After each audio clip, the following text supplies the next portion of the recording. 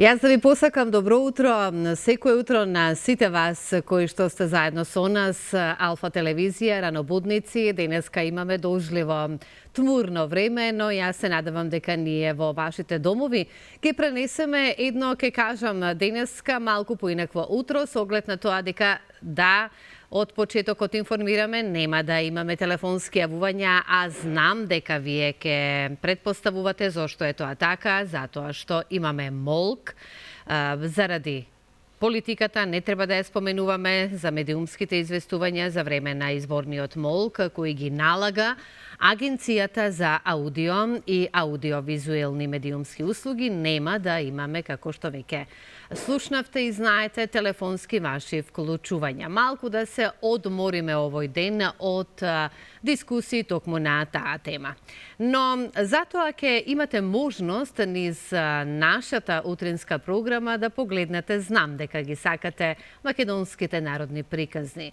Потоа ќе погледнеме рецептот алачки, па ќе имаме подготвени мощни интересни прилози од нашите колешки. Ќе имаме музика за вас, разговори во студиото и други, се разбира, интересни теми кои што ги подготвуваме за вас низ утринската програма. Сега, со оглед на тоа дека треба да го испочитуваме молкот и токму поради таа причина денеска нема да вклучуваме гледачи, поточно ќе се дружиме на малку поинаков начин, на кој што се надевам дека сепак ќе ви се допадне, како што кажав, од сето на приложеното кое што ќе го имаме за вас ова утро. Сега, јас би сакала да ве информирам за временската прогноза, па ајде да видиме што ни велат метеоролозите, какво време денеска ќе не очекува. Претежно облачно со повремени врнежи од дожд, наместа дури пообилни и поројни проследени со грмежи, особено во западните и во јужните делови од земјата. Ке дува слаб до умерен дожд по Вардарието и во источните делови повремено засилен ветер од југоисточен правец. Во Скопје ќе биде облачно со повремени врнежи од дожд, повремено пороен и проследен со грмеж. Ке дува слаб до умерен јужен ветер.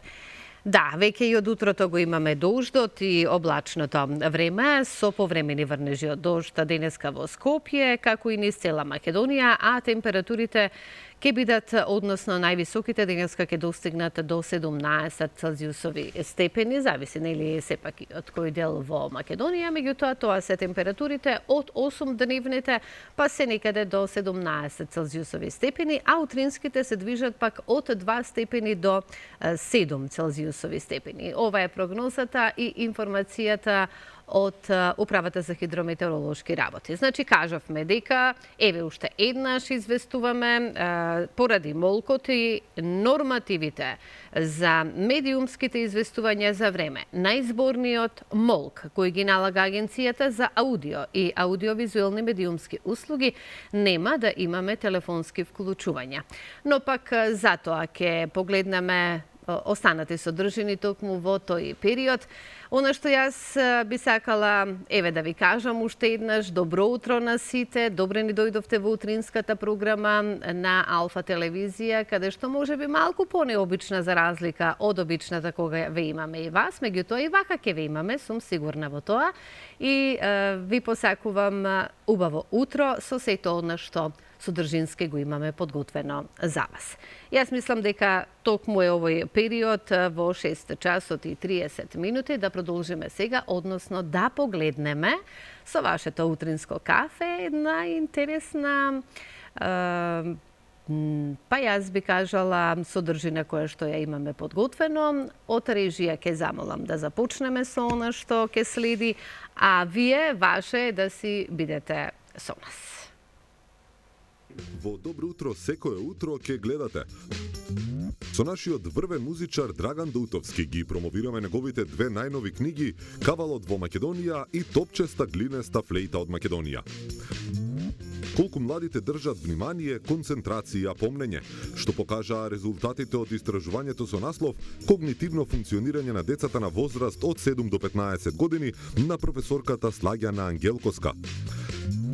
На светскиот ден на книгата зборуваме со Сања Арсова, автор на детската сликовница Мали диви детективи. Уметницата Илинка Скаловска ја објави својата нова инструментална композиција Охридска песна. Почитувани ве неповторно назад од студиото. Се надевам дека уживате во вашето утро заедно со нас. И програмата која што ова утро ја имаме токму за вас подготвено. Меѓутоа сега си продолжуваме со следните содржини, но претходно и од Автомотосојузот на Македонија ќе ги вклучиме ова утро. На телефонската линија го имаме Владимир Печијарев, кој ќе ни информира каква е состојбата низ Македонија на патиштата и среќен пат за сите вас кои што имате во план денес да патувате. Добро утро и повелете. Добро утро, благодарам. Според најновите утрински информации добиени во Автомотосојузот во целата земја утринава облачно време со врнежи од дожд, овозможува на сите патни правци коловозите да се влажни, сообраќајот сепак се одвија без проблеми или пак ограничувања на сите патни правци, магистрални или регионални за сите видови на моторни возила, како патнички така и товарни, но сепак секојдневно за возачите се препорачува нешто повнимателно возење, пред оние патни правци кои минуваат низ планинските превои, осојниците за сисите и клисурите, каде и почесто појавата од одрони, се расчитуваат од страна на дежурните екипи на Македонија пати, како што споминавме, него попречуваат нормалното одвијање на сообраќајот. Инаку, во ранете утрински часови се бележи умерен интензитет на сообраќај во и вон градските средини, за разлика пак од граничните премини, каде нема воопшто подолготрајни задржувања. Подсетуваме секако и за нашите телефонски броеви кои се веќе добро познати, 155 55 и 196, каде сите ваши заинтересирани гледачи може да не побараат во текот на денот за вакви и слични информации. Ова би било накратко утринава се од Автомотосојузот. Ви благодарам за овие информации, ве поздравувам и ви посакувам убав работен ден, а ние сега продолжуваме односно ќе најавиме кои се нашите содржини и веднаш потоа ќе ги слушнете и вестите. Со нашиот врвен музичар Драган Доутовски ги промовираме неговите две најнови книги Кавалот во Македонија и Топчеста глинеста флејта од Македонија. Уметницата Илинка Скаловска ја објави својата нова инструментална композиција Охридска песна.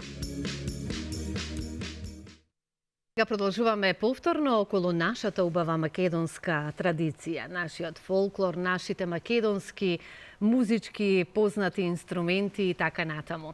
Јас ќе му посакам добро утро, ќе кажам слободно на големиот Драган Доутовски, познавачот на македонскиот фолклор, познавачот на нашите македонски инструменти, кои што како во Македонија представени низ многу земји во светот, да кажам. Добро утро и добре ни дојдовте. Драго ми е што и вие сте дел од утринската програма. Благодарам на поканата. Ке зборуваме за сега неодамнешната промоција на вашата нова книга. Еве само накратко, Сузе, добро утро за тебе, се разбира. Добро утро, тебе до сите гледачи. За што конкретно се работи во книгата? Па да, тоа се два наслови научни труда кои што се резултат на мојата долгогодишна уметничка, педагошка и научна дејност. Станува збор за два, би рекол, современици, Кавалот и Топчестата флејта. Прашањето е друго и одговорите на поставеното прашање кој постар од нив. Топчестата флејта знаеме дека е 7000 години. Така е, 7000 години. Имаме некакви податоци кои што ни ги дава како информација македонската археологија. Кавалот од друга страна е како архетип, звучен архетип на македонската душа, како што ќе го нарече големиот Ефтим Клетников, на свој начин, е по мене уште постар. Значи, станува збор за култури или, култура на изработка на инструменти или инструменти кои што го пратат еволутивниот пат на човекот, воопшто човештвото. Не се илјадници, него се милиони години. Значи, можеме генетски или генезата нивна да ја бараме некаде во самите почетоци на појавата на човекот како свесно битие. И од тука тоа се два труда кои се посветени токму на овие два инструменти на еден интердисциплинарен начин, затоа што да истражувате нешто толку многу старо или толку коренето, втемелено во македонската душа. Иначе Карл Густав Јунг вели дека секој човек или секој човечко битие носи две души. Едната е својата, душата на своето битие, на неговиот персоналитет, а другата е душата на колективот, на народот. Вие сте сега ова утро две души споени во едно, би кажала, со оглед на тоа дека сте секој утро, не само денес. Не само вие две, и кај мене четворица. Со оглед на тоа дека сузите како е добар познавач на музиката и на сето оно што се работи токму за неа. Исто со нетрпение очекувам разговорот да го слушнам. Сузе Повели и честитам за трудот на вистина. Благодарам.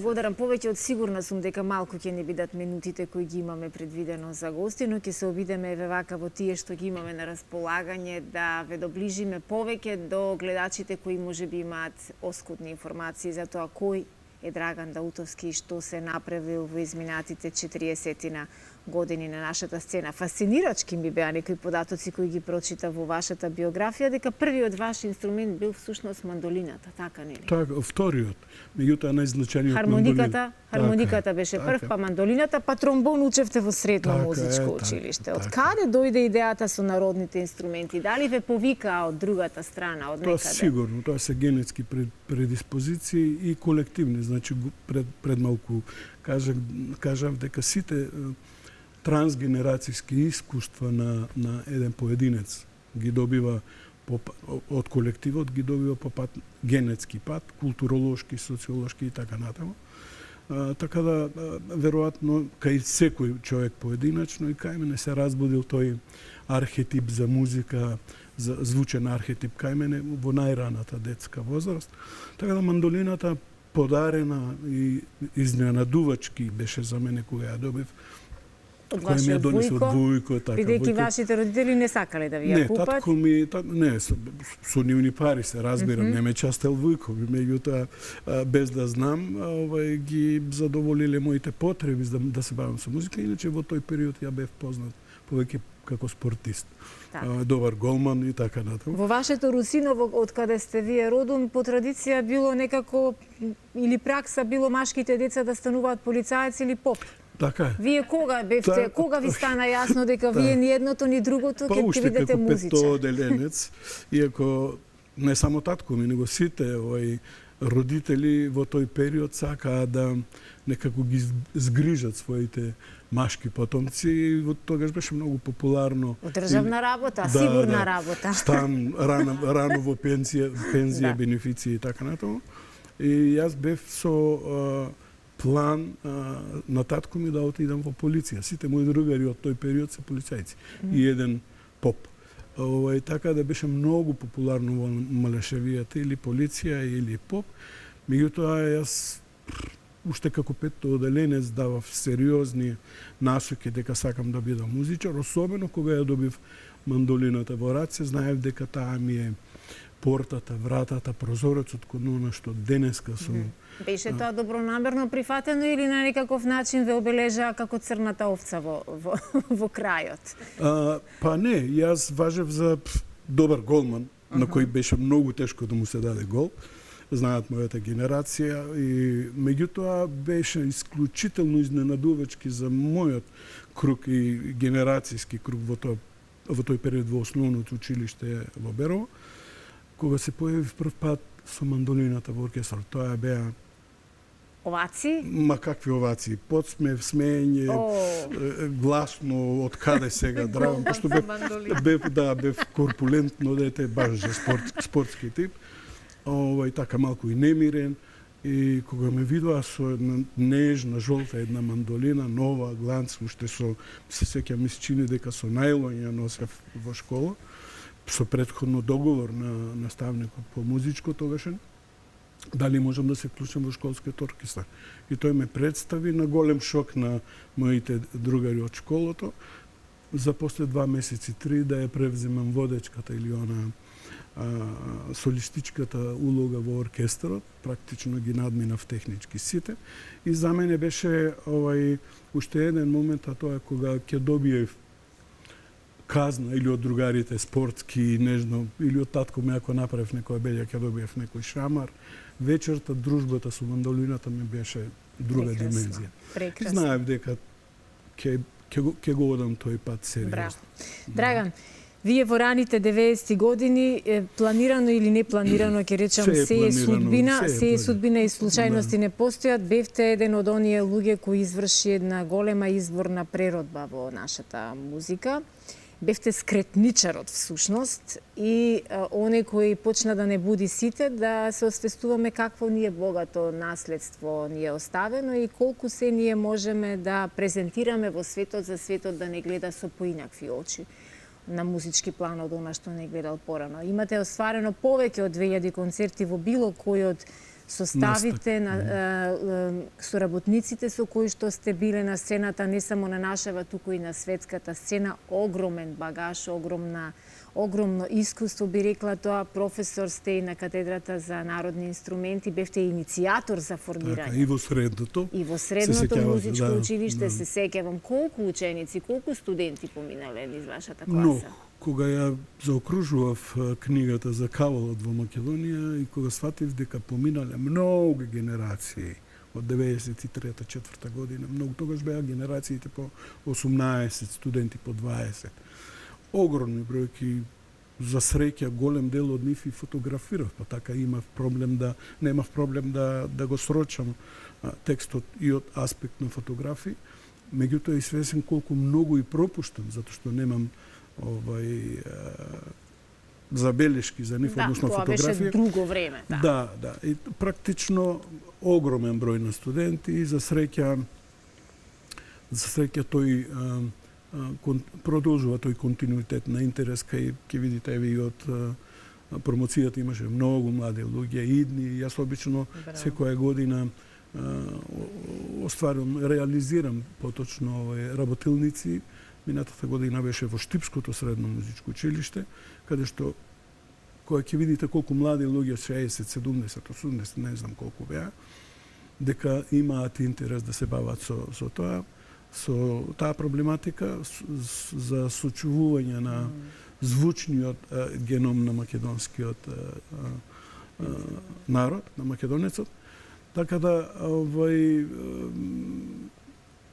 едноставно ме прави среќен, задоволен, да. Има континуитет. Да, свирите повеќе од 20 народни инструменти. Можеме ли да кажеме дека нема тежок и лесен или сепак има потешки на инструменти за совладување и инструменти кои би можеле можеби како самоуки да ги откриваме? Па знаете што, јас би ви одговорил вак.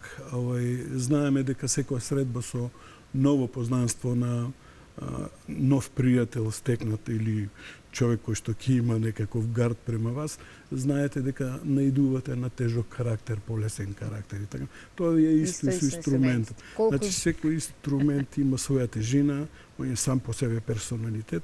Начинот на кој што методолошки и практично ќе му придете е резултат на вашето искуство. Во комуникација со луѓе, тоа значи во комуникација со инструментот како алат на реализација на некаков мисловен концепт. Колку гости дојдоа сите кои ги очекувавте на промоцијата во Матица во петокот? Жалам што јас имав емисија во програма и не можев навистина да дојдам за да ви се придружам, но еве гледам дека навистина убав состав на присутни луѓе, гости, па и музичари. Па да, имаше многу, меѓутоа и многу кои очекував да се појават, особено од мојот драг колектив на факултетот. Одсутни, меѓутоа на големо моје задоволство деканката прифати да има една промотивна реч за овие две издања и за мене е сосема доволно. Иначе навикнав во животот, веќе имам 67, сериозно ги казвам 67 години, навикнав да бидам од каде сега ти свириш инструмент, од каде сега ти... Чудесно е тоа. Многу е чуден тој наш мал луѓето се тука со нас, до нас, Словенија. околу нас, следат се, сите имаат интернет, меѓутоа има еден таков чуден пристап, не сите се разбира, на одредена категорија на луѓе кои што навистина дури се чувствуваат и навредено што не сте им кажале што сте се направиле, како да треба да ги информирате што сте се направиле. Каде те и сега свириш на овој инструмент или не? Мислам, фасцинантно. Мене тоа не ме светот реагира на ова кое вие го изведува? Сосема друго. Како артист на УНЕСКО, која бев да речеме, неколку пати во Кина. Кина има 2800 филхармониски, односно симфониски оркестри. Само 2800? Само 2800, излегуваат по 50 милиони годишно кадар, кои што го преплавуваат светот дефинитивно. И кога ќе видите дека, барем така ми кажуваше менаџментот од УНЕСКО, дека до мене луѓе плачат на Кавалот. Значи, нив ги до нив допира енергија. Затоа што оно што го нарекуваме музика е резултат на онаа тријада човек, инструмент и неговото творештво, неговиот ментален капацитет творечки, нели? Без разлика каде во светот да се најдете, тие ќе почувствуваат енергијата, затоа што музиката е во принцип енергија. Затоа и на многу концерти ќе забележите како луѓе од нигде никаде си плачат за време на концертот, не затоа што им се случило нешто лошо, туку затоа што им е убаво додека го слушаат она кој некој го музицира. Говорот, јазикот, мајчиниот јазик е карактеристичен за една заедница, за една култура од кој што ти ги црпиш, ги наследуваш сите вредности на колективот, за назад да вратиш исто со таков еден свој допринос кој го викаме трага на животот и така натаму, за кој што сметам дека е во принцип суштината, односно смислата на животот, да оставите трага, да бидете трајни вредности, да печат во рамките на својата, како се вели, заедница, на својот народ, а суштината на животот по мене им припаѓа на неродените. И така да кругот постојано отворен. Тркалото врти. Вие веќе си обезбедивте виза за бесмртност низ вашата музика, низ вашите книги, верувам дека уште доста ќе давате во овие години во кои што следи сега и оној малку посмирен период, ќе следи и пензионирањето, здравје Боже. Меѓутоа енергетски малку по-нависоко ниво.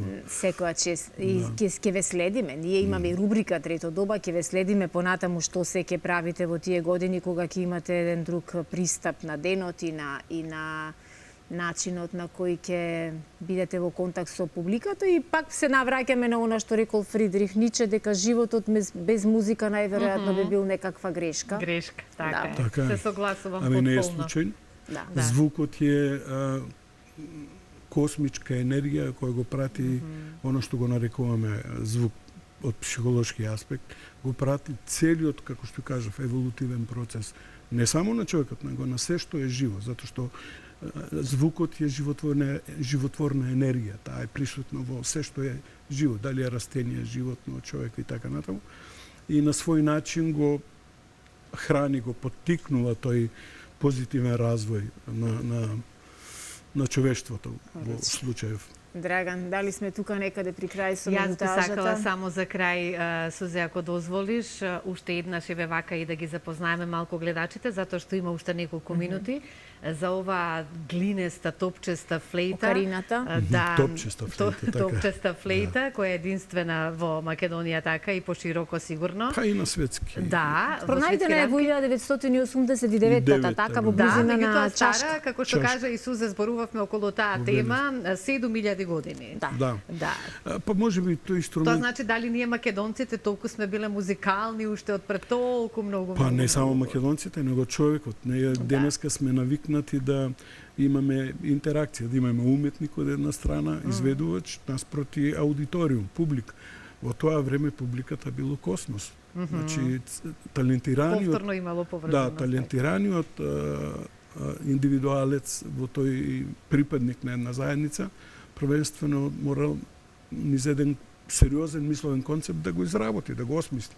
Тој звучен, како да речем, алат. Значи, тој алат е ништо, кој што го нарекуваме музички инструмент, е ништо друго, току анатомски вградениот музички инструмент на нашето тело. Тоа е грлото кое треба да ги озвучи нашите мисли и го доживуваме како говор, како комуникација.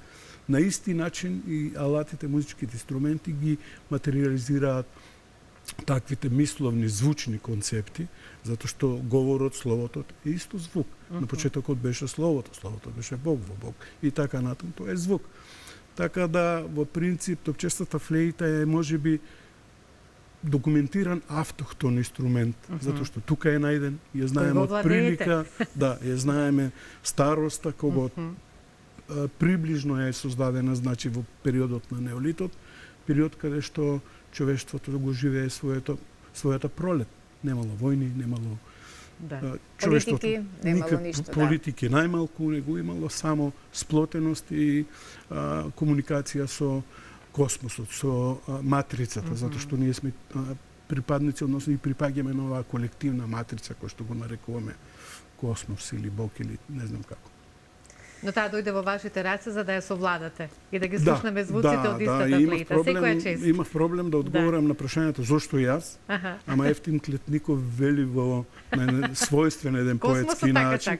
Не, него она го чекала неродениот да се роди повторно. Затоа што можеби јас сум ја свирал пред 7.000 години, ако рече некој. Ништо не е исклучено точно. Ако некој верува во инкарнација и така натаму. Во регресии, Така да ништо не е случајно. Патиштата се Верувам.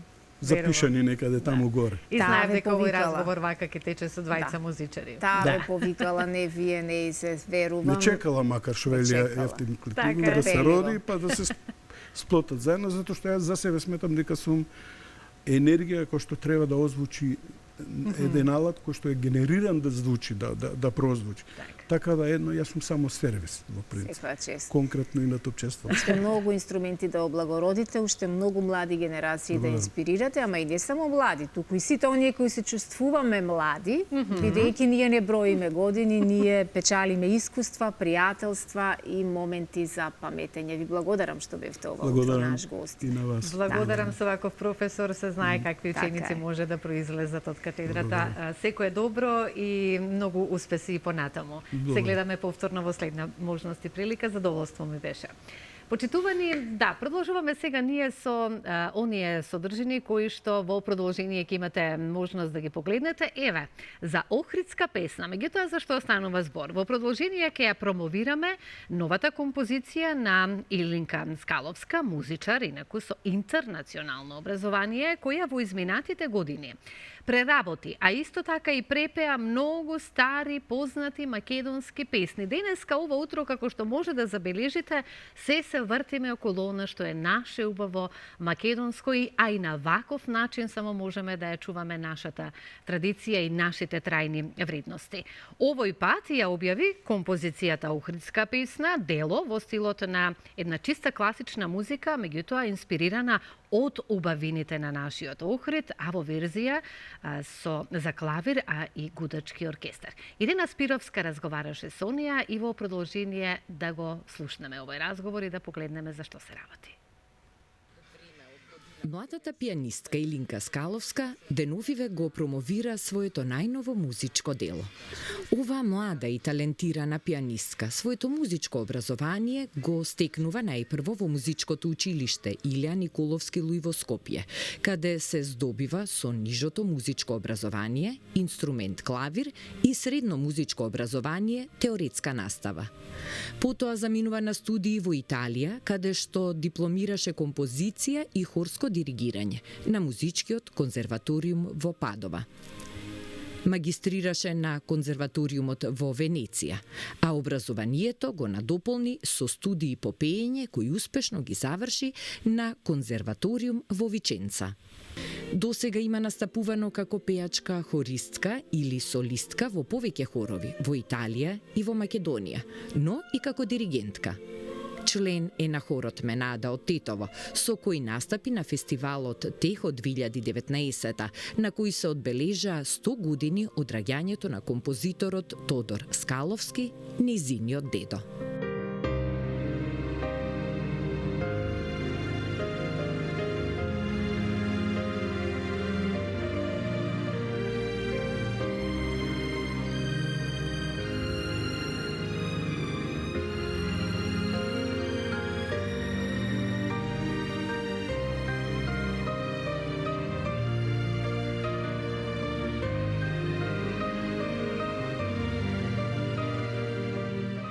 Илинка, вашата најнова авторска композиција е посветена на нашиот прекрасен Охрид. Да ни кажете како всушност се роди ова убаво дело?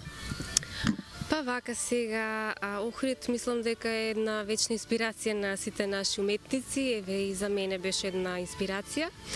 Јас од секогаш сум имала желба да создадам една композиција која што ќе биде посветена баш на тој наш град и не само на градот и на сите природни убавини околу него. И овој пат одлучив, за разлика од моите претходни композиции, да создадам музика која што ќе биде чисто од класичната, од подрачјето на класичната музика и да ја спојам со визуелни, како да кажам, прикази на охридското подрачје. Оваа композиција доби еден прекрасен видеозапис, што е ваша пракса, затоа што за преработките на македонските народни песни кои што ги аранжиравте и кои што ги исполнивте и за останатите ваши песни, секогаш се трудите да направите и убаво видеоиздание. Малку околу самото снимање на видеото за најновата композиција. Па вака сега, јас ова видео го правев, да кажам, паралелно со една друга композиција, која што е од подрачјето на моите претходни, со народни елементи. Така да, едната композиција ја посветив, како што кажав, во подрачјето на класичната музика, другата со фолклорните елементи. И одлучив ова да биде баш како една разгледница на градот, која што ќе го представи и ќе биде споена со музика.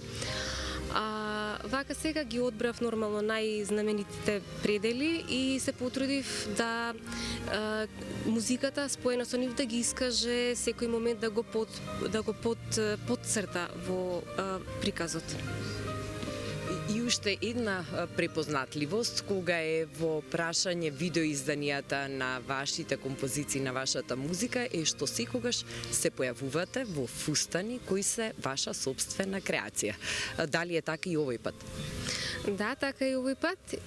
И во ова видео јас искреирав фустан кој што е дел од една како колекција која што ја создавам, бидејќи многу ме интересира и модата и сметам дека и тоа исто така е дел од уметничкото дело на кој што ќе биде споено со музиката.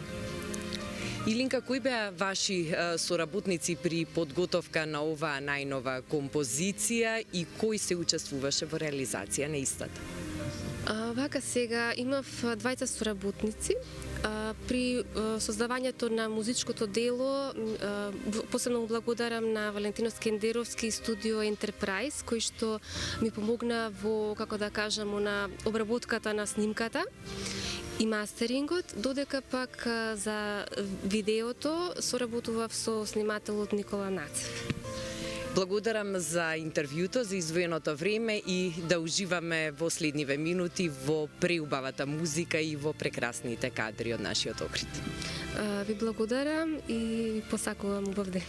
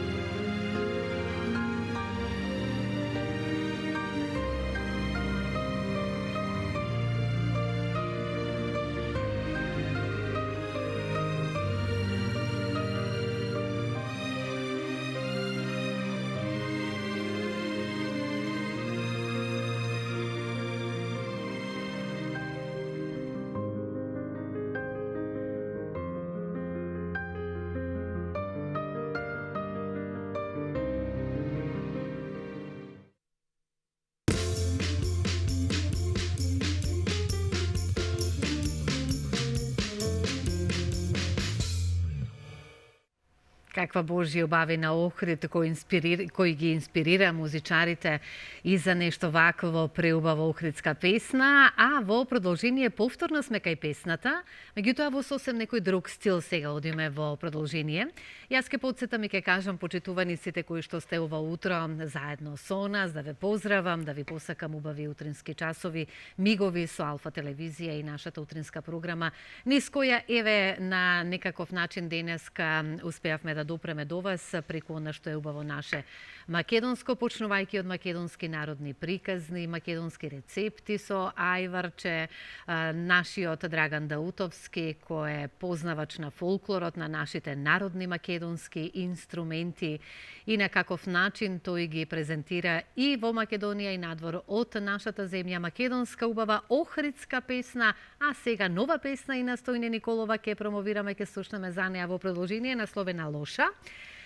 Фолк пеачката Стојне го објави своето музичко парче, кој го носи токму овој наслов и е во модерен фолк, кој веднаш влегува во уво, нешто поразлично од досегашните низини песни на кои што сме нели навикнати, меѓутоа инаку Стојне, да подсетиме, периодов е исто така и активна како дел од жири комисијата на она преубаво наше музичко талент шоу Пат до звездите, кое што наскоро ќе се емитува и на телевизија Алфа, ќе ни биде интересно, а со неа разговараше колешката Ирина Крстевска-Јаневска. Да погледнеме.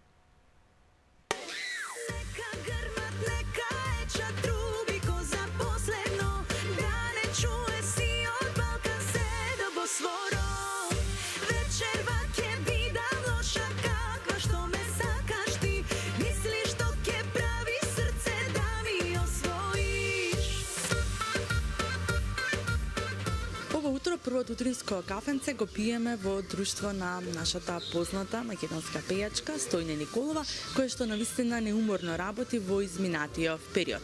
Покрај тоа што ја издаде и својата нова песна со видеозапис насловена Лоша, таа е дел од жири комисијата во новото македонско талент шоу, односно втората сезона од македонското талент шоу Пат до звездите, кое што се емитува на Алфа телевизија. Стојне, ќе ти посакам добро и убаво утро и честитки за новата песна, честитки за видеозаписот, како настана Лоша. Добро утро и на тебе, добро утро на сите гледачи. Драго ми е што сум денес еве вака убаво на кафенце од Сабајле со тебе. Така е, од неодамна ја промовирав Лоша. Мојата најнова песна, мојот најнов проект, нели? Лоша настана минатата година и некако се двоумев па текстот дали е добар, па ова дали е добро, па ајде менувавме друг текст, нешто, зашто сум личност која што све нешто и фали и многу сум скептична кога се работи за новите песни, па дали е тоа добро, па дали ќе им се допадне на публиката, но кога нештото мене ќе ми се допадне, мислам дека убаво ќе го презентирам и на публиката и таа истата песна ќе допре и до нив. И инаку музиката и аранжманот се на Бобан Мојсовски, текстот е на Борче Димитров. Настана случајно, имав одамна желба да снимам нешто така. Видеото, инаку да споменам, го работевме со Artistic Films, режијата е исто така на Бобан Мојсовски.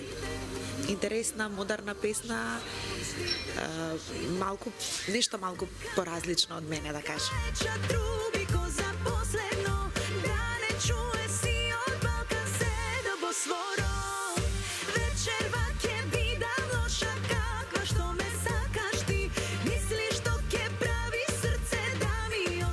А зашто токму Лоша? Лоша. Па не знам, немав некоја конкретна тема на која што сакав да ми пишува текстописецот, едноставно оставив на него. И мислам дека интересно испадна. Не е лоша, туку вечерта ќе биде лоша за него, за да му покаже како треба да ја освои. Да, она на кое што ти постојано работиш, како се нели преработките на македонските песни, навистина се покажа и докажа дека ти лежи нели како и поп-фолк, но и еве и народната музика. Може ли еве наскоро да очекуваме некоја нова преработка, на што се работи во моментов? Тоа многу често ме прашуваат, бидејќи имам самата моја кариера всушност ја започнав со народни преработени песни, бидејќи со таа музика сум растана. Со таа музика ме гаеле моите дома. Мајка ми со така многу убаво знае да пее и мојата баба, па некако нивниот стил, она што тие го сакале и што е навистина убаво и квалитетно, го пренеле и на мене.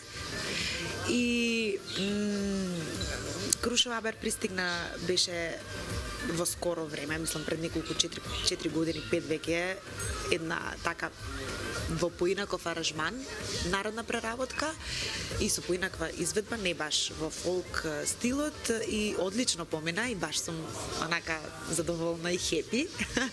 И наскоро сум на идеја да направам уште една таква песна, само се чека да видиме кога, да видиме точно која песна, имам повеќе онака на ум, па ќе видиме и се надам дека публиката ќе израдуваме со уште една таква убава песна. Стојано на кој што работиш во моментов, е секако нели си дел од жирито и на новата сезона на македонското талент шоу Пат до звездите. Кои се твоите впечатоци? Колку Македонија има нови млади таленти кои што допрва треба да се покажуваат на македонската сцена и естрада? Да, точно е, веќе имаме реализирано една емисија и можам да кажам дека гледачите може да очекуваат навистина интересно шоу, многу убава музика, многу квалитетни млади таленти.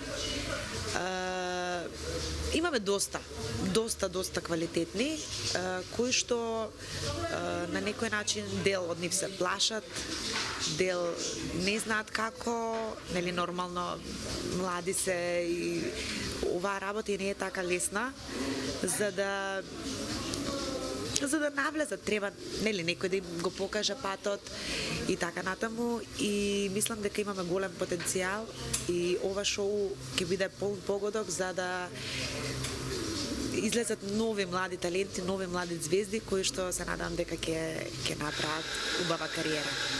Да, и кои се вашите совети кои што им ги давате на сите оние кои што допрва нели ќе доаѓа нивното време, кои што треба на некој начин и да се пробијат нели на македонската сцена? Па, во што им дам навистина доста совети, а ќе имаме и можност на некој начин да им бидеме ментори и да работиме со нив, и тоа ми е баш драго. Кандидатите се навистина многу онака полни со ентузијазам, со желба за надградување на самите себе си, и би им порачала да се опуштат со текот на времето и ќе научат да владеат на некој начин со тремата, да ја контролираат темата, бидејќи ако тремата те контролира тебе, тука не си направил ништо. Јас сум го имала тој проблем како млада, како мала, кога сум почнувала, и би им советила да се опуштат, да го покажат тоа што најдобро го знаат и умеат, и освен пеењето, нели секако треба повеќе работи за да се биде добар, да бидат опуштени на сцена, да комуницираат со камерата, ама се тоа постепено ќе се дојде. Така, за тоа сте вие тука, нели, како жири комисија, да им дадете поддршка, да ги скритикувате кога треба, но и секако вашите совети се добредојдени, нели, за сите нови млади таленти, зашто и вие некојаш, нели, сте почнували, сте биле почетници.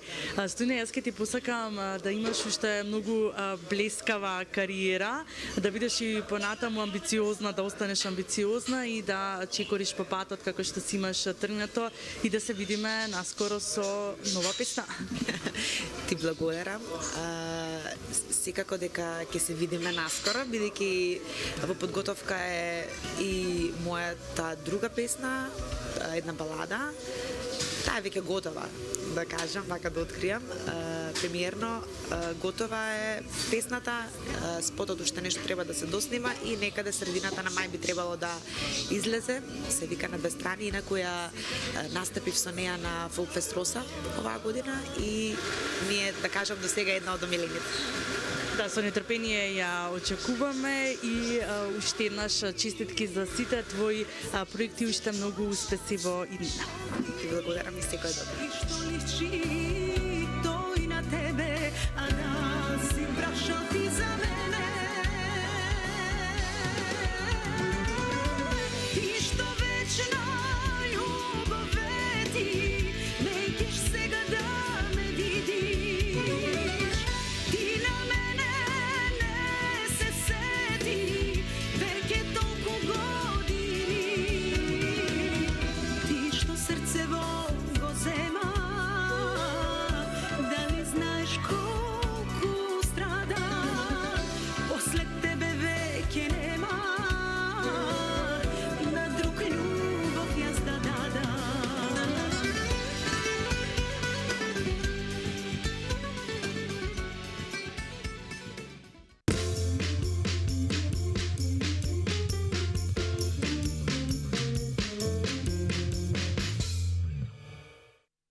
Прекрасно. Стојне се само не лоша, но како и да е, никогаш имаме и такви наслови на музички numeri, знаеме да бидеме можеби во одредени моменти таму каде што е потребно. Но, сега ќе зборуваме и за здрава храна, а повторно ќе слушнете преубава музичка numera, но после овој прилог кој што ќе го погледнеме и кој што ќе ни е добре дојден во овие утрински часови на сите нас да слушнеме нешто подетално за следното.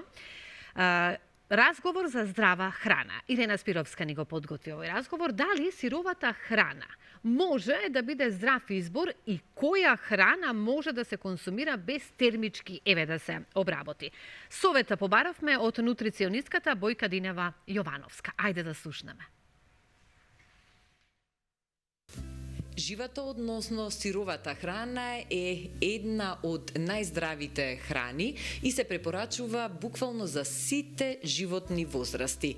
Утринава сме во CD Диет клубот и разговараме со нутриционистката Бојка Динева Јовановска токму на тема сирова, односно жива храна. Тоа е всушност храна која што може да биде обработена најмногу до 40 степени. Прво, благодарам што дојдовте. Мило ми е што повторно сте тука. Пардон, да, живата храна е она храна која што не е обработена над 40 степени Целзиусови. Се што е над 40 степени Целзиусови е веќе термички обработена, нема живот во нејза, нема ензими во нејза. Нешто тема се да говоривме нели да биде за жива храна, за да покажеме на народот дека и со жива храна да покажеме и докажеме дека со жива храна, сирова храна може да си има енергија, може да си има полно здравје, без разлика што нели живееме во загаден простор, во брзо темпо на живот, имаме стресови, имаме нервози, сето, но таа сама жива храна нас ќе не смири, ќе ни даде една толку добра нирвана, ќе не опушти, а секако зависно од кој што љуби да проба, да биде бар 2-3 дена на жива храна. Што е онако што се состои во живата храна? Прво и основно, знам дека секогаш сум досадна веќе со тоа што го зборувам, сите ние нутриционисти овошјето на прво место. Верувате дека е стварно дар од Бога кое што и на времето и Адам и Ева прво нешто кое што пробале нели и украле, да кажам, е јаболкото. Значи самите предци кажувале дека таа на времето се хранеле со живата храна. Некој рибче ако фателе, некој живо јајце ако фателе од птица и тоа било тоа. Немало никакви преработки како што денешно време нели има премногу и премногу шарени амбалаџи кои што не лажат и не лажат да ги јадеме, а нема ништо во нив, едноставно нема живот. Овошјето, зеленчукот на прво место ги ставам во живата храна. Сето е она што е преработено од овошје, од зеленчук, не е свежа и сирова храна. Едноставно тоа е веќе нешто што нас не ни е потребно, нешто што нас нема да ни помогне. Значи дај да не го уништуваме овошјето, овошје да го кинеме од дрво го јадеме. Зеленчукот кој што расте во земја исто така го земаме. Мешунките, житарките, значи има процес на ротење. Не мора да ги вариме, може да ги ротиме и да ги консумираме во комбинација со свежа салата, со свеж зеленчук. Значи јатките, семињата, сите видови на јатки, бадеми, лешници, ореви, индиски ореви, семките тиква, сончеглед, лен, сусам, сето тоа. Дали ќе си го направиме како блендирано да биде во салата, дали така ќе го јадеме со лажиче, дали ќе го ставиме во некој растителен напиток кој што може да се направи од самите јатки. Во комбинација секако со бесценетата вода, која што и нема цена. Значи сета таа храна нас може да ни даде енергија доколку знаеме како правилно да ја користиме, умерено да ја користиме. Видите, затоа што ако се претари со овош и со зеленчук и со јатки може да се направиме проблем. Имаше примери на моја членка која што имаше премногу моркови изедено, па дојде цела помаранчеста. Значи, некоја која што премногу јаболки изела, наместо кило и пол до ручек, она ги изела во рокот пола саат и тука има повраќање, разни проблеми, значи за тоа мора да се внимава и со здравата исхрана. Меѓутоа, колку повеќе јадеме свежа храна, сирова храна, толку повеќе нашето тело добива на енергија, имунитетот се подобрува, сите здравствени проблеми кои што ги имаме со живата храна ден за ден, значи сепак видите не може преку ноќ. Значи треба константно месец, 2, 3 до 3 месеци нашата клетка се возобновува, е потребно е толку време. Стаа клетка да се возобнови. И затоа во тие 3 месеци, бар 2 пати, 3 пати во неделата да бидеме на свежа сирова храна. Нема ништо страшно, само ќе добиеме бенефити, нема ништо да изгубиме. Тука и минерали, и витамини, протеини, јаглехидрати, масти, се внесуваме преку јатките, преку свежата храна, преку растењето. Значи, не дека е страшно ние да си свариме нешто, но меѓутоа дај да пробаме да се свртиме кон живата храна, за да ни даде живот. Жива храна, живот, самиот збор кажува. Верувате дека многу бенефити ќе видите со таа исхрана. Тешко е, треба карактер, треба желба, треба мотив, но не би препорачала нагло пренесување кон живата храна, затоа што е исто како некој прв пат што пости, од премногу јадење животински протеини место и сега најнаш доди на пост, кога се случува страшен детокс, затоа со сето треба да се внимава. Но да се свртиме кон живата храна, како нашите предци што биле, да видиме колку нас ќе ни биде поубаво.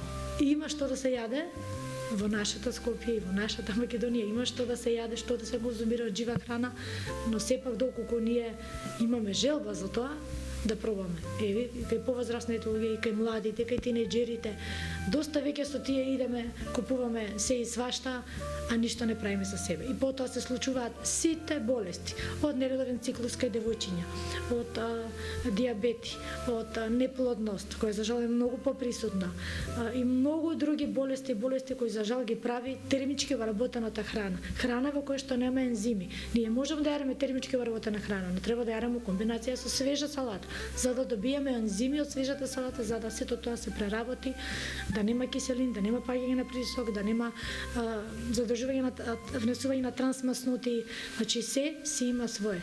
Дај да пробаме здраво да се храниме 80% во текот на денот, 20% остава на вежбање, на пешачење, на дружба со позитивни луѓе, а сето тоа доаѓа од нашиот организам. Ние како се однесуваме со нашето тело, така тоа ќе се однесува со нас. Ќе ни штити од милион болести кои што ги има и ќе ни даде многу поубав и подолг живот. Не за џабо кажуваат на село дека живееле до 100 години. Ако пушал цигара, не е тоа страшно, се напил ракија. Што јадел? Свежа, сирова храна. Затоа луѓето на времето живееле до 80, 90 и 100 години. Не дека секој човек има стрес, но дај да некако тој стрес да го намалиме со внесување на свежата и жива храна.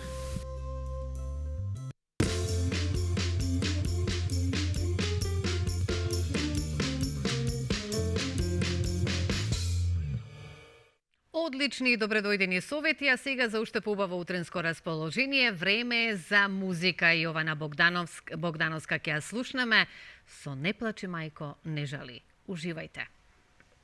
Ни сите солзи мајчини, ни тие врели усни на нашите љубени, ни дните со нашата челат неживеани. Не поколебаа да ги раздадеме нашите тела, да народиме дух, духот на непокорот и слободата. И тогаш, како и сега, како и секогаш, едни не предаваа, други не опеваа во песни. А ние се арчиме за Македонија.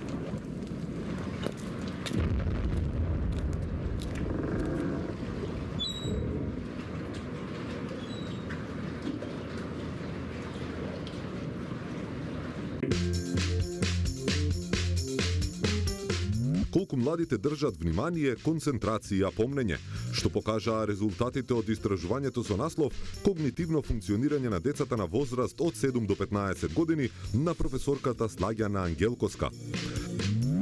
На Светскиот ден на книгата зборуваме со Сања Арсова, автор на детската сликовница "Мали диви детективи".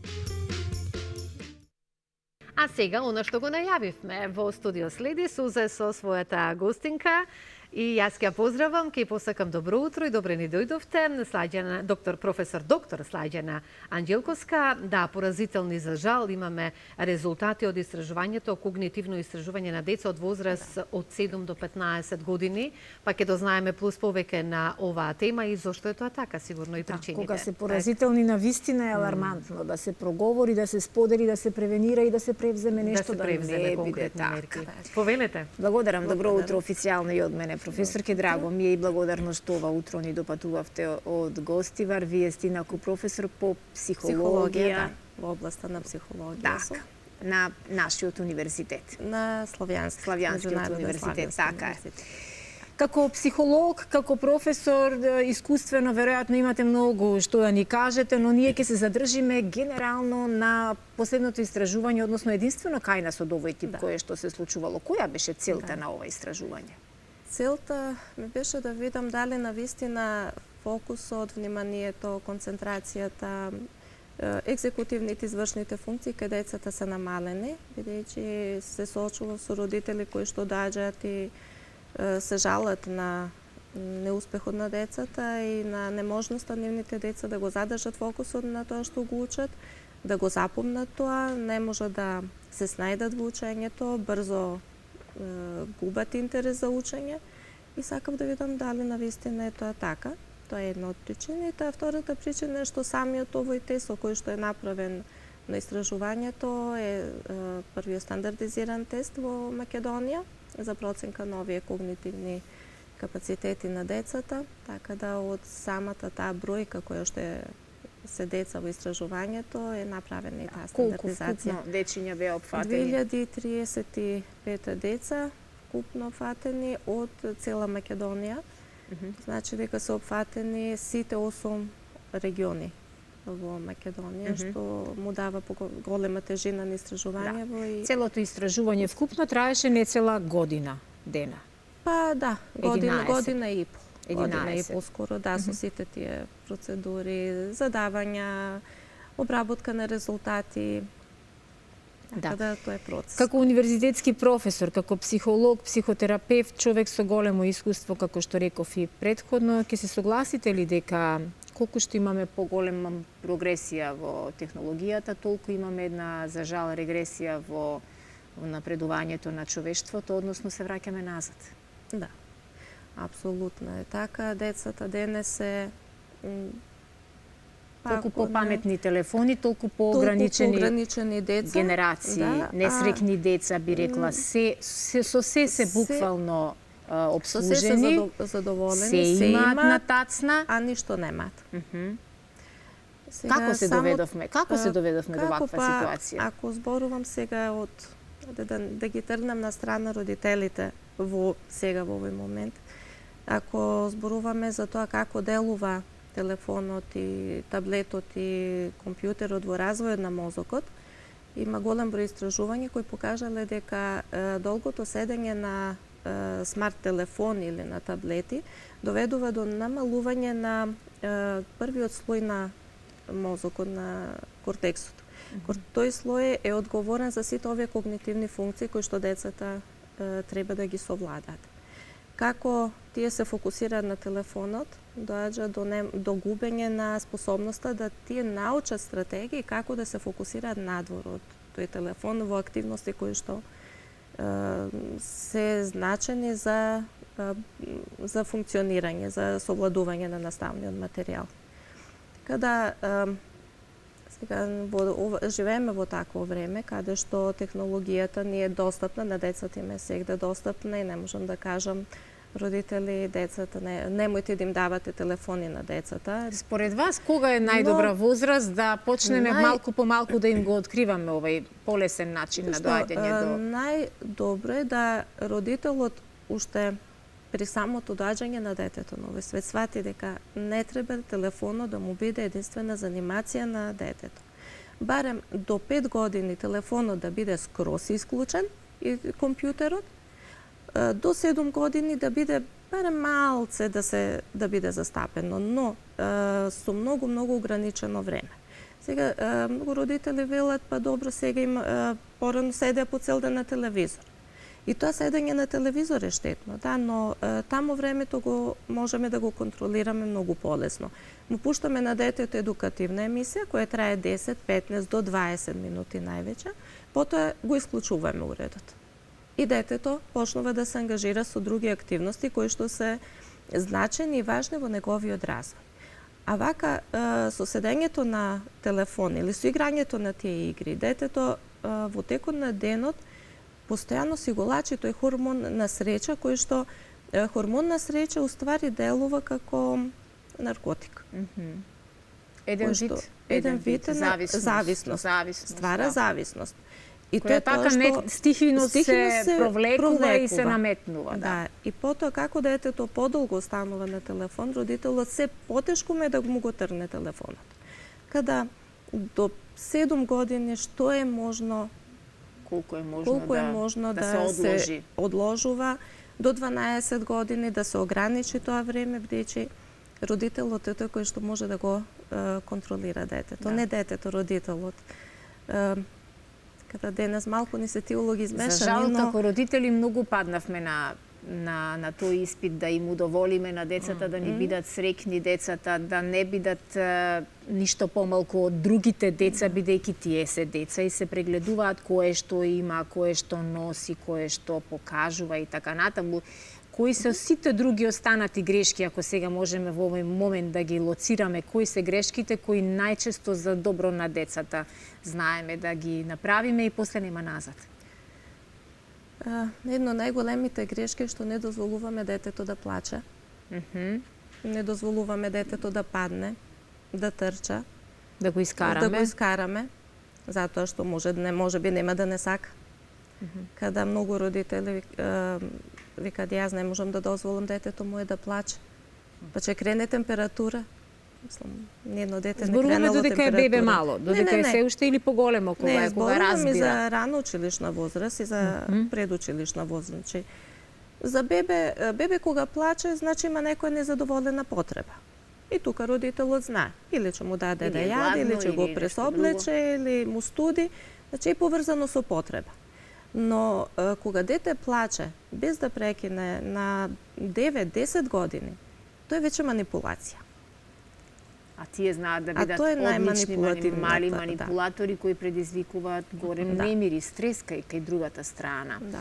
Када родителите се тие кои што треба и како да се однесуваме? Ве тоа плаче, манипулира, треба да го игнорираме неговото однесување или да примениме некоја техника на своевидна казна, ама да не биде казна? Треба да го ставиме детето првен убаво да се исплаче, а потоа да разговараме со детето за последиците кои што би се случиле доколку би му дозволиле нештото за кое што детето плаче или зашто не сме му дозволиле на детето да... Тоа се однесува и за оние моменти кога влегуваме во продавница и детето сака да земе, да му купите се што ќе му видат очите и тука имате сцени. Сцени од филмови. Па прво пробуваш се убаво да му објасниш, па после му шепнуваш немам земено плата. Боже, тоа не го интересира детето. Постава уште поагресивно. Детето знае да стане и на крај не ти преостанува ништо, освен да не се срамиш пред луѓето и да купиш се. Пред продавачката и да купиш се и до моментот додека стасаш дома тоа не ни има поим што сте земале, не го ни интересира, ама битно му е да го земе. Зошто така се однесуваат децата во тие моменти? Затоа што родителите после тоа долго плачење му купуваат се. И тоа не ни знае што му купиле, не ги ни бара дома кога ќе стасате, не ги ни бара тие предмети, тие играчки. Тоа може да се случи со дете од 6, 7, 8 години и помало од 4-5. Но тогаш е лесно родителот да одвои дел од буџетот и да му купи се што ќе побара во супермаркет. Таквиот начин на однесување се пренесува и на 10, 11, 12 години. И цел живот. Веќе не е киндер јајце. Нема да бара, него ќе бара телефон, ќе бара патики, не знам какви сега. Да, сега желбите се поголеми, а можностите на родителот ќе бидат многу помали. И тогаш доаѓа до оној бумеранг кој што самите како родители се го правиме, да детето сега не критикува нас и почнува да се однесува кон нас на недобар начин, без почитување. Така, што е после ова истражување? До какви резултати, да, поразителни резултати рековме, но какви се понатамошните чекори? Што се превзема врз основа на резултатите добиени од ова истражување? Ка резултатите од ова истражување, првин сакав да алармирам до родителите дека навистина е проблем тоа што децата имаат намален фокус, намалено внимание, да малку поработат со своите деца, да им ги вратат оние игри кои што некогаш биле само игри, но денес, гледајќи како раста деца, во ствари не биле само игри, тие влијаеле на нашиот когнитивен развој, да децата ги воведат во оној детски свет, да не им се крати тој свет на игра, бидејќи детето најубаво учи низ игра. Не родител само детето, сега сакам да имам дете и ќе го родам детето, а потоа како ќе биде, туку си бара одредена одговорност и одредена обврска. Тоа е едната цел која што сакам да упатам како порака до родителите, да седнат и конструктивно да го поминат времето со своите деца, низ игра, без телефони, без компјутери. Второ е, сакам да се отвори слухот и кај оние структури кои што ја креираат таа програма за училиште. Тука сакав и јас да се надополнам, да се надоврзам нешто, но одлично вие што го потегнавте. Што нашето образование и првачињето ода на училиште од 5 години и 8 месеци. Дете од 5 години и 8 месеци нема развиено логичко размислување. Учи репетитивно, че мора да те гледа за да научи одредени активности. Фокусот, вниманието на тоа дете може да се задржи 15 до 20 минути и тоа е максимумот. А ние дете од 5 години и 8 месеци го ставаме во клупа 40 минути. Му даваме задачи за кои што развојно не е спремно. Сега како психолог, јас проблемот го гледам во тоа што во тој момент настанува потиснување на одредени развојни фази, прескокнување на некои развојни фази и барање од детето да направи активност за која што детето се уште не е спремно когнитивно. А секоја развојна фаза си има и развој во нервниот систем свој развој. Така да не можеме ние да бараме од детето активност за која што детето не е созреано. Денес децата не се попаметни од децата кои што биле пред 20 години. Иако растат со интернет. Растат со интернет, меѓутоа не растат со сознание дека телефонот постои, дека треба да се приклучи. Тие тоа го дознаваат само од родителот кој што ќе му го возможи тоа. Но истиот развој, когнитивен развој били пред 20 години, пред 30 години, затоа што сме ние луѓе, мозокот ни е тој исто се развива. Само што ние некако ги прескокнуваме развојните фази, одиме на нешто повисоко, правиме блокада, развојна блокада, доаѓа до когнитивен блокирање и губење на рамнотежа на тој когнитивен капацитет и тој е оној научен аспект на сето ова што се случува со децава во делот на фокусот, на внимание и концентрација. Така да, тука ми е пораката до сите оние кои што се креатори на овие образовни програми, може би се водиме по некои си стандарди и сигурно е тоа така, но барем таа програма да се адаптира на развојните капацитети на децата. Да, јас тука би се надоврзала, бидејќи јас имам едно големо искуство во тој образовен процес и ќе кажам дека е навистина поразително од моја страна, како професор по музика, да музиката и уметноста и сите тие креативни предмети се толку малку вклучени во образовниот процес во таа најрана возраст. Е потребно да бидат вклучени. Децата и тоа како се изразуваат на еден поинаков начин, низ игра, низ песна, низ цртање, низ танци и се останато, а тоа за жал кај нас е сведено на 1 час неделно. Замислете каков пораз. 1 час неделно за дете кое треба буквално да живе, да едва го чека тој час да дојде за да може да покаже да напредува, за да може и наставникот или професорот да го лоцира и да го расте неговиот талент. Затоа што со 1 час неделно ти не можеш ни да ги запознаеш 30 ученици во едно оделение, за да можеш да видиш кој за што е надарен, талентиран и да работиш на тоа. Па тие предмети кои што навидум се неважни, уствари тие се најважни за развојот на детето. Музичко, ликовно, физичко, тоа се предмети кои што се директно поврзани со развојот на мозокот. Значи, ако имаме добро развиена крупна моторика, веќе одам на физичко, кое што учениците може да го поминат и во клупа, тоа скокање, тоа играње и развивање на таа крупна моторика директно влијае на развојот на мозокот и тоа во оној дел кој што е поврзан со читање, со пишување, со се она што му е потребно на детето да успешно совладе на настава. Така. Да. За може ли само да се надоврзам со оглед на тоа? Еве, јас можеби сум од оние мајки кои што воопшто не се радуваа кога детето го испратив на училиште, обично нели за првооделенците се подготвуваат, се слави, да. Јас бев од мајките кои тагуваат токму поради ова што вие го кажавте, затоа што моето дете чувствував дека се уште не е подготвено да седне на училишна клупа со 5 години и точно 8 месеци, како што кажавте, поради програмата што ја има и начинот на кој што се образуваат. Па се надевам дека ако ништо друго оние идни други генерации ќе имаат некакво малку барем поинакво образование. Навистина се мали, дали сум управо? Многу се мали за мајка што го испраќаше детето на училиште. Многу се мали и не ми целта да ете се прекине тој дел. Тој период и на времето оде, ама беше задолжително забавиште. Каде што децата трчаа, каде што играат, цртаа, пеа, значи се што беше важно како припрема за почеток за во 7 години. 7 години е времето кога детето логички може да размислува. Да. Покрај универзитетската пракса, вие се бавите и со истражувачка дејност, автор сте и на неколку трудови. Што би споменале тука? Автор сум на многу трудови, научни истражувачки трудови, објавени во меѓународни списанија, но ете имам и книги своји кои што имам објавено.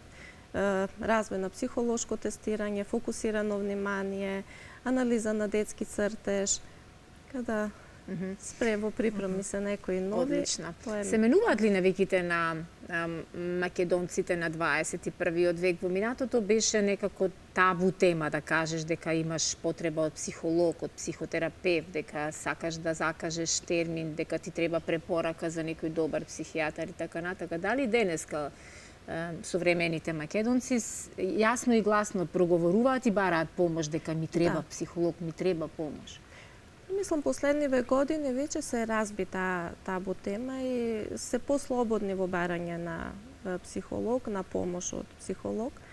Но дали пандемијата ги промени нештата? По пандемијата, за време на пандемијата многу беше нагласено заштита ментално здравје, појава на депресија, појава на панични напади, на анксиозност, како може да си помогнат, каде да побарат помош и некако тоа ги освести дека може да се побара помош и за тие состојби и треба да се побара, затоа што тоа се навидом лесни состојби кои што може да доведат до многу големи проблеми. Када бараат помош, се почнуваат да се отварат, иако, да кажам, јас доаѓам од мало место каде што таму се уште постои таа стигма, да, дека ајде, јас можам и со комшивката да го решам проблемот. Или ќе чујам некаква реклама што да земам за да ми биде подобро и некогаш луѓето ја потиснуваат таа нивна... А сакат и мотивациони говорници да ги слушаат, па некако си помагаат со нив. Секое време носи нешто ново, нешто поинакво. Меѓутоа, убаво е кога човек ќе се охрабри, да сподели, да го сподели своето гајле или грижа или некоја промена која ја чувствува со стручно лице, затоа што токму затоа и вие сте се квалификувале, сте се образувале за да можете да им бидете поддршка и помош. Така, ние ги водиме низ целиот тој процес, не даваме готов рецепт и нема готов рецепт за ниеден проблем, ама ги водиме низ процесот за да може самите да дојдат до решението на проблемот и убаво е кога тоа го вадиш од корен, а не само површно го решаваш проблемот. Така, дали за децата, дали за најмалите, бидејќи истражувањето кое го споменавме се однесуваше на деца помеѓу 4 и 7 години? 7 и 15. 7 и 15, да. Дали за децата бараат родителите поддршка, ме интересира, бидејќи сведоци сме дека во последнава деценија се јавија многу одстапки во однесувањето на еден голем процент на деца токму во таа возраст и дека во училиштата навистина се соочуваат со огромен недостиг на дефектолози, на стручни лица кои што можат и психолози кои што можат вистински да ја помогнат работата за време на наставата. Да, за деца бараат малку повеќе него за себе, така да бараат за проблем поврзан со проблеми на училиште, со фокус, со внимание, тоа што е поврзано и со истражувањево, но многу бараат помош и за развој на емоционалната интелигенција кај децата, совладување, само контрола на емоциите, брзото реагирање, хиперактивноста на децата, така да за децата бараат се многу потворени за да бараат помош, така да јас во мојата работа, приватна работа, Работите со многу интересен инструмент. Да, работам со когнитивна табла, каде што на интересен начин им го вежбам фокусот и вниманието, брзината на реакција. За колку време се постигнуваат резултати, доколку се работи редовно? Па редовно ако се работи за 36-40 сеанси, можело да се направи одредена стратегија, детето да научи да направи стратегија за да материјалот го запомни на правилен начин. Дечи тоа не е само, тоа е табла, не знам дали... Да, мислам дека отиде во инсертите, да. Тоа е табла која што е со звучни сигнали. Има еден дел е меморија, работна меморија и не му кажувам на детето само запомни каде свети. Како крукчиња кои треба да светат. За голема возраст, за мала возраст се геометриски фигури. Уште една табла се менува геометриски фигури. И треба да запомни. Што светло е на истото место да вметне фигура. Но не му давам инструкција само запомни. Гледај и запомни каде свети. Туку гледај и направи си стратегија. Изброј колку има под, колку има над, лево, десно, за да знаеш каде светел. Значи му давам еден начин, модел како да направи стратегија, работите да ги структурира и да ги запомни поправилно. Така. Јас верувам дека сите оние кои што имаат потреба вистински да обрнат внимание на помнење, на меморија, на подобрување на концентрација, ќе ве побараат, ќе се консултираат и ќе се охрабрат да ги променат нештата на подобро. Ви благодарам многу што ова утро ни дојдовте. Исподеливме вакви едни искуства, иако поразителни, како што рековме, резултати, но да се потрудиме дека ќе промениме нешто на подобро. Така. Благодарам. Благодарам за гостувањето, секој е добро, па се гледаме повторно на некоја друга тема. Потребни сте ни во денешно време, на вистина. Почитувани, рекламни пораки во продолжение ќе проследиме и ќе заокружиме утринската со уште еден разговор.